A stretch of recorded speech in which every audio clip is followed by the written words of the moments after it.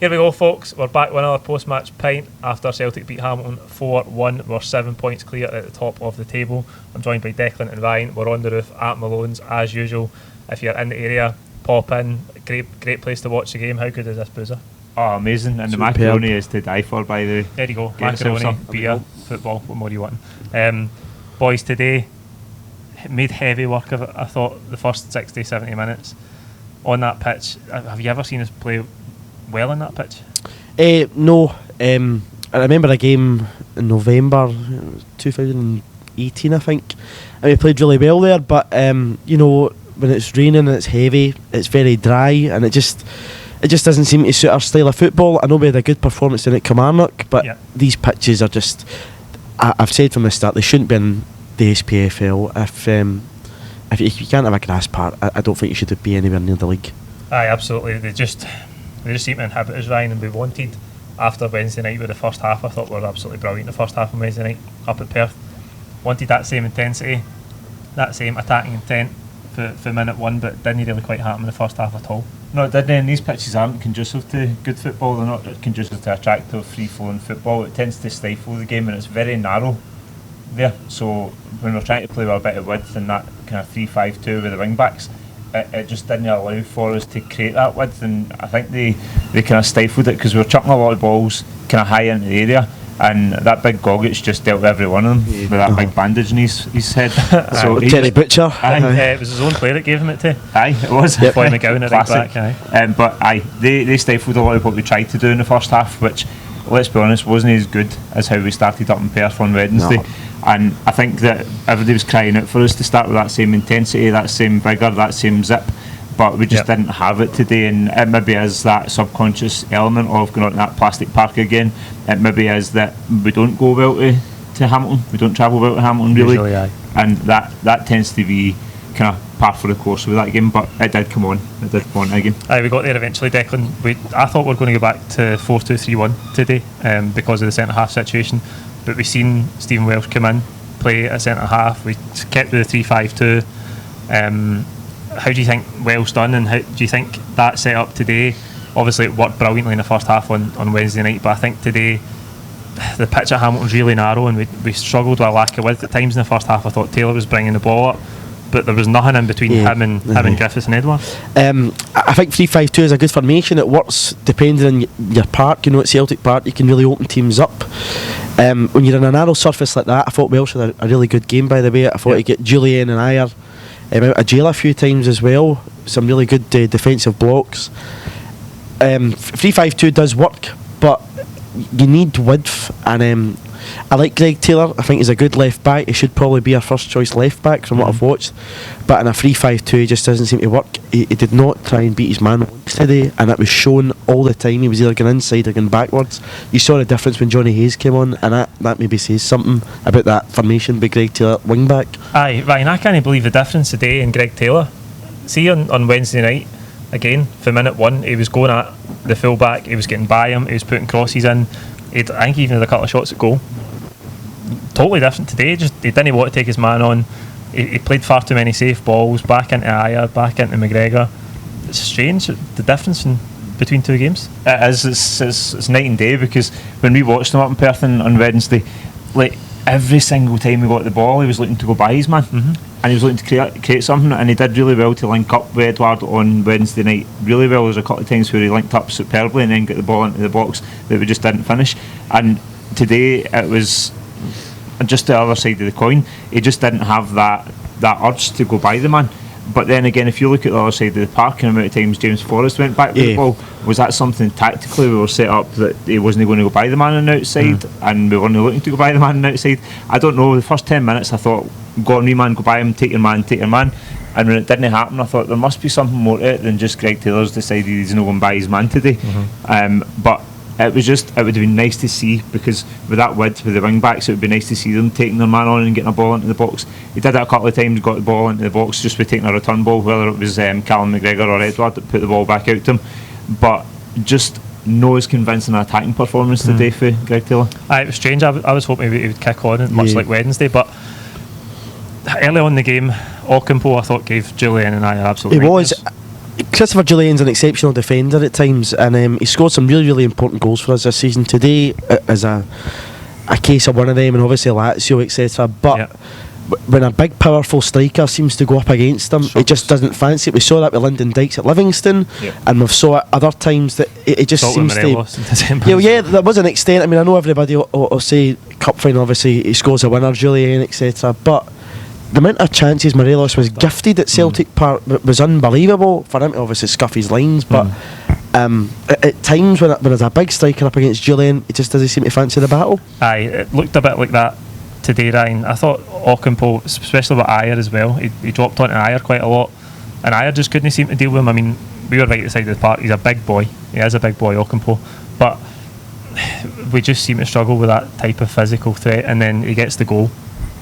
I think sometimes with a player like that, with that stature, the physicality that he has, I think sometimes you have to maybe stand a yard off his shoulder. I think sometimes we were guilty of maybe just being too tight to him. Being sucked in too much. Tight to him. Yeah. And when you're that tight to somebody, it's physical. It's 50-50. Are you going to manage to get the ball, or are you going to be shouldered off it and then he's away? And I think a couple of times in the first half particularly, he caused hassle for Ayer and Jullien.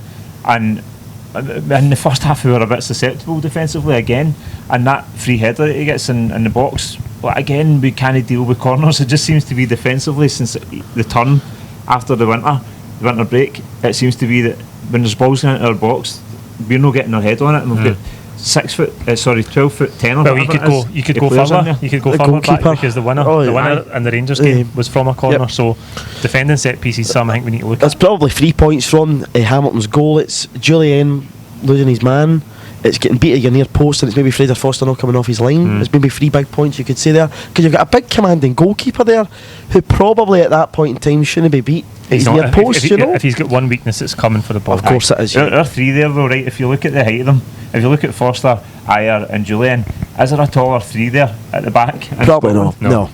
We shouldn't be getting beat there. No. We should not be getting beat. Was that the one that Forrest tried to play for a goal kick? Aye. The goal? I think so, yeah. Was it? Aye. That was another shambles, by the way. Yeah.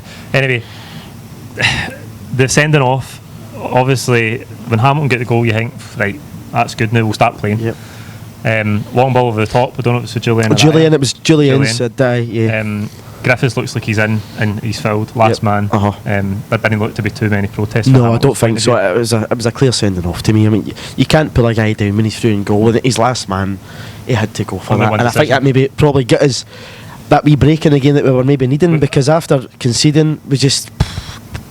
It wasn't as if the heads had dropped, but you were kind of looking about and saying, where is this going to come? And Hamilton were defending really, really well, as we've seen previously this season, and taking us to the very end at Celtic Park and only winning 1-0 there before. Aye, absolutely. I said last week I wanted Odsonne Edouard to start taking the ball at free kicks and saying, listen, I'm the main man here.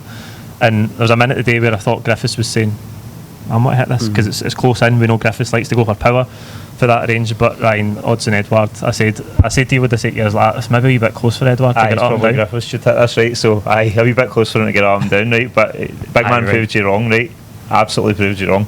So for me, when you look at them setting it up there, Edouard's placing the ball, Griff comes in, tries to have a wee move at it to try and place it for himself, and then as Griff backs off, he's having a wee word with Bruni, I think it was at the time, and just saying, come on, and then Edouard's like hearing on it, so he must have heard exactly. He watched this last week, telling you. Listen, so probably did. Odsonne, alright mate. What's happening, big man? Please stay. So see, for me, him stepping up to that ball, he's just nonchalant. He gets that ball whipped up and down, and a screamer of a finish, and you couldn't want a better man. But again, that was the only shot on target in the first half. But we'll take that, right? One each, you go in at half time, one each, and you can come back out and kick on. I think probably though Hamilton's structure in the first half was excellent, and they might be actually disappointed from that free kick. Nobody seems to jump in the wall. It's right down the middle. The goalkeeper, I think, maybe gets wrong footed because he doesn't know whether it's going to be Griffiths or Edouard. But the big man's, it's quality again. It's right down the middle, but the goalie's got no chance. He just places it so well. It was superb. That was Sahamano. It wasn't right in the corner. No. It was not right in the corner of the goal. But what a finish we get in it. 1-1, and you think, right, come out the second half, totally refreshed. And when you look at the scoreline, you think that is what happened, but there was still a 15-20 minutes at the start of the second half. Definitely, until the subs happened. The subs definitely changed the game today, because it was very lethargic at times. There was no intensity of play. and it just looked as if it was going to be a disaster. And obviously, Rangers dropping points yesterday, we had to be clinical today, which obviously we were in the end. Aye, Brian, you thought 70-minute mark? Surely no. Aye, we really did. And at half time, even just to kind of jump back to it there, at half time, I said it'd be nice to see Cham hooked and see Christie introduced at half time. But we did wait a wee while until, but that first kind of maybe 15-20 minutes after the break, you're starting to think maybe it's just going to be one of the days. The momentum was building, but it just wasn't happening at all for us. No. Yeah. And the substitutes did massively Brian change Christie was exceptional, and I thought Johnny Hayes was excellent as well. Oh yeah. Aye, good to see Christie back. Obviously, I've been critical of his impact in the games against Rangers so far, but he is a massive play for us, and to have him back in the team. He gets the assist for Jullien's goal. He wins the ball as well at the start in the middle of the park. Absolutely. I think that was for Edouard's goal. Yeah. He tracked back, won it back. And he gets the assist. I think he had a really good pass before Jullien's goal as well, and that was what we were lacking today at times. I thought we had a lot of the ball out wide, but as we said, with Forrest at one side, Taylor at the other, not really taking the man on, a real lack of end product, too many safe passes backwards. Christie straight passes as well. Yeah. Aye, but Christie and I thought Rogic later in the game, more incisive, looking for that pass, and that's what unlocked the door for us. Praise Johnny Hayes because he vaulted aboard to get that ball for the second goal. You know, he's jumped over a board. He probably nearly injured himself. Vaulted aboard, back on, throw in, down, Christie, bang, you're 2-1 up. That, I think everybody, I mean, Johnny Hayes, I know everybody is his critics, he does give you 100%, and when he came on, he was trying to beat his man, so I'd like to give just a wee bit of a praise to Johnny Hayes. Neil Lennon went right to him when Jullien scored, I think because of that, because it shows that he cares, and I think we all want to see that, you know. You can't criticise passion, be with the other side.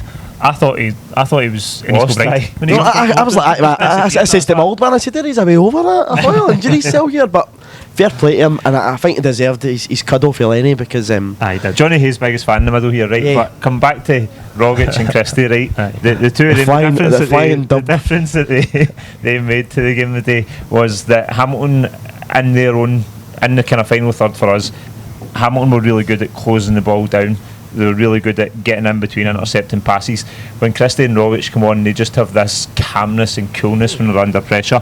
You could have 2 or 3 guys run about them, and with those two and Edouard, having 2 or 3 guys run about them isn't a problem, and they will make clinical passes, and that's what you saw. That was the difference that was made when Christie and Rogic were introduced to the game. It was definitely quality. I would commend Brian Rice for the way he's set up. You know, I know this has been a bit of a tough week for Hamilton, but the way he's set up and the way he's played against us this season, I think Hamilton really need to hold their head up high for the way they've approached games against us, and you know, as you're saying there, it's a difference in quality, and that's what's shown today. But I would like to commend Hamilton because I thought they did their job well. Absolutely, they've not been pushovers for us this season at all.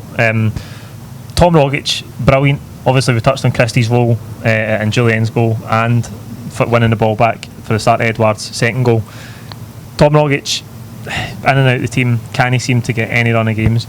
Do you think that Tom Rogic can get back in the team on a regular basis?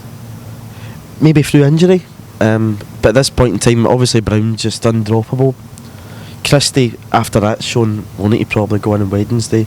McGregor to me is one of the most consistent players in the team as well. So, and in Cham, when he wants to be, he's the best player in Scotland. So I don't really know. Got a lot of competition in there. He's got a lot of competition, which is good. You know, it's a good headache to meet. Obviously, you've got Sorrell that's going to maybe come in as well. There's a lot of confidence in this player. With our Sorrell got half a game this season. With our lack of transfer ambition in the window. So you know, there's a lot of places, and there's obviously there's limited space. So. But, you know, time can change games for you, and we know that. Well, we've seen that today, Ryan, and if he can get back in the team every week on a regular basis, it's a great option to have off the bench, and we've seen that today.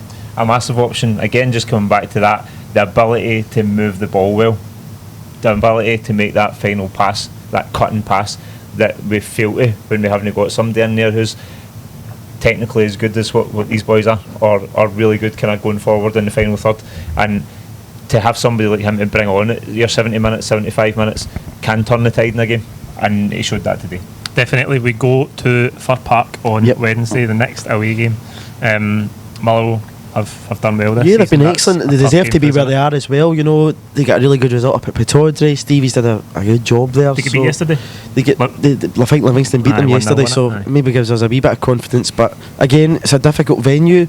We played really well there at the start of the season. Very good. Aye. They've lost the boy Scott, the striker. went He's went Wigan. Hull. So you know, every game's a big game for us. But today is showing we've got the professionalists to get through these games, and I just hope that will continue for the rest of the run-in. Aye, absolutely, Ryan. Obviously, we're 7 points clear now. That's a good cushion. Rangers have got the game in hand. They dropped points yesterday. They've dropped 5 points in the space of a week. We've got to go now. I think today and Wednesday are big games for us. Win on Wednesday and we're in a really good position. Aye, we've got to, and today when it looked like it was maybe going to be a stalemate and get to the end of the game one each or whatever, we're losing the opportunity to kick on. We did kick on, so we did do what it took in the end. A bit of professionalism, we've seen the job done, and going into Wednesday we have to take that same momentum and really kick on again. These away games have probably been the ones that we're not looking forward to because there's so many in a row, and it's so easy when Celtic tough, travel. We're not that great on the road. That bank account doesn't look forward to it either, by the way. Aye, well, now does anybody's right. But still, if we can kick on and get the 3 points, then that's a massive bit of the season. That's such a pivotal part of the season for us, these away games in a row, because these are the times where you expect that if we're going to drop points, we will drop points, and we haven't. So it's time to kick on, time to put the foot down and keep the momentum going. I think Chris Sutton hit the nail on the head today. He said that Rangers went into the winter break like a Ferrari and they've came out like a kind of Dale Trotter freewheeler. So, but we've kind of built ourselves back up. We're unbeaten since coming back from January, and I just hope that continues and that lift that we seem to have got from just winning games just keeps progressing, which should hopefully carry us over the line. 100%. Long may the wins continue. That'll do us for today. Like the video, comment out your own thoughts below. If you haven't already, please be sure to subscribe, and we'll see you on Tuesday for the build up to Motherwell. Thank you.